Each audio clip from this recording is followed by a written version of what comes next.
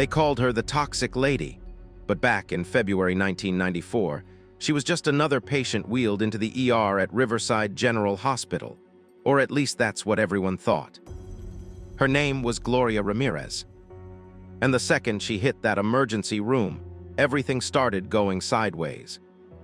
She came in late at night, barely conscious, heart racing out of control. Nurses said her skin had this weird oily sheen like she'd been dipped in something. Her breathing, shallow, erratic, eyes half rolled back like she was already halfway gone. But that wasn't even the worst part. One of the nurses tried to draw blood, and that's when she noticed it. The blood smelled off. Not like iron, not like infection. More like chemicals. Ammonia-type stench, sharp, burning your nose kinda smell. And then somebody said they saw crystals floating in the syringe. Yeah, crystals. Inside her blood. At first, they thought it was just stress, exhaustion. ER gets wild, especially night shifts. But nah, something else was cooking in that room. Within minutes, one nurse started feeling dizzy. Another passed out. Then another. Doctors stepped back, confused as hell. One of them said the air itself felt heavy, like something invisible was pressing down on their lungs. People started dropping.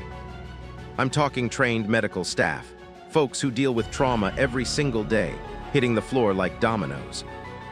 One nurse began convulsing. Another couldn't breathe. Someone yelled, "We need to evacuate now." Chaos broke loose. They rushed patients out, shut down sections of the ER, and suddenly this wasn't just a medical emergency. It was a full-blown mystery. And right in the middle of it all, Gloria, still lying there, still dying. They brought in a skeleton crew, people wearing protective gear now, trying to figure out what the hell they were dealing with. No one knew if it was chemical exposure, some rare disease, or something way worse. But it didn't matter. They couldn't save her. She flatlined. Just like that. Gone. But the nightmare, that was just getting started. After her death, the hospital staff who were exposed started showing serious symptoms. We're talking muscle spasms, breathing issues, even temporary paralysis. One woman ended up in intensive care for weeks. And nobody could explain it. No gas leaks. No spills. No known toxins in the room. It was like whatever hit them came from her. Yeah, from her body. Investigators stepped in, hazmat teams, the whole 9 yards.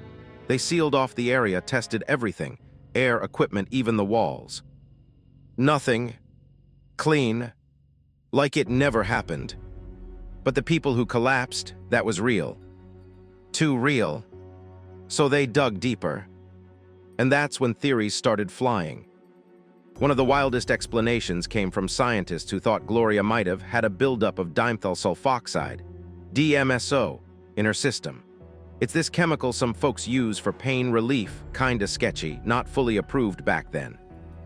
The theory goes like this. She was using DMSO. It built up in her body. Then, when doctors gave her oxygen and shock treatment in the ER, something triggered a chemical reaction. And boom, that DMSO transformed into dimethyl sulfate. Now that stuff, straight up toxic, like nerve agent level dangerous. Basically, they were saying her body turned into a walking chemical weapon. No explosion, no warning, just invisible poison leaking out into the room. But here's the thing. Not everyone bought that explanation. Some doctors said it didn't make sense. Others claimed the symptoms didn't fully match. A few even suggested mass hysteria, that the staff thought they were poisoned and their bodies just reacted. But let's be real. People don't just collapse seas and end up in ICU because they're imagining things. Nah, something happened in that room. Something nobody could fully explain. And here's where it gets even darker. Gloria's body. It was considered hazardous. They kept it sealed, isolated, tested over and over again. Even the autopsy had to be done under strict conditions. And the official cause of death? Heart failure. That's it. Clean, simple. Too simple, almost like they didn't want to dig any deeper. Or maybe they couldn't. To this day, the Toxic Lady case is still one of the most bizarre medical mysteries in American history. No clear answers, no confirmed cause, just a trail of unconscious doctors, a dead woman, and a story that sounds more like science fiction than real life. And the creepiest part, it all happened in a regular hospital, with regular people, on a normal night. No warning, no signs, just one patient who walked in and somehow took an entire emergency room down with her. If you think about it too long, you start wondering, what if they got it wrong? What if it wasn't a reaction? What if it wasn't chemicals? What if something else was inside her? Something we still don't understand. And maybe we're not supposed to.